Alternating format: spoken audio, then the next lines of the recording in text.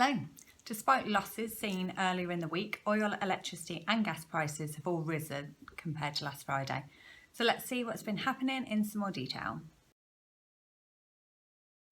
Brent started the week in bullish fashion on Monday, and the front-month contract steadily climbed throughout the day. Upward pressure was provided by forecasts of an increase in consumption, as well as interest rates in the US being cut. As a result, Brent settled $0.33 per barrel higher day on day. The fundamentals driving prices on Monday were unaltered on Tuesday, and prices rose by a further $0.6 per barrel. Wednesday's weekly EIA report showed a reduction in stocks of 8.5 million barrels compared from the previous week, and this provided further support to prices of just over $1 per barrel. By Thursday, whilst the Federal Reserve had cut US interest rates, a lack of clear intention by the Fed to initiate further cuts meant the dollar actually strengthened. Last night, Brent closed at $63.41 per barrel, up 23 cents compared to last Friday. Gas prices eased on Monday thanks to an oversupplied system, increased wind generation and lower carbon prices.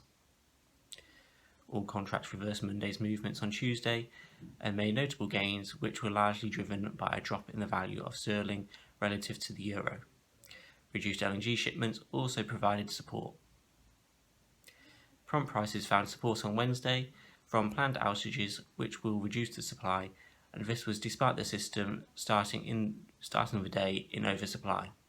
Most longer dated contracts found support from rising oil, coal and carbon prices. The bulls really took charge on Thursday. September 19 gained 4.25 pence per firm day on day.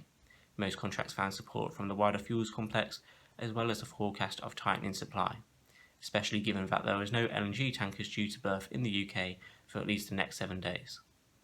Last night, all contracts posted gains compared to the last Friday. The biggest mover was September 19, which gained nearly 20%, whilst contracts from November 19 onwards gained between 1 to 5%.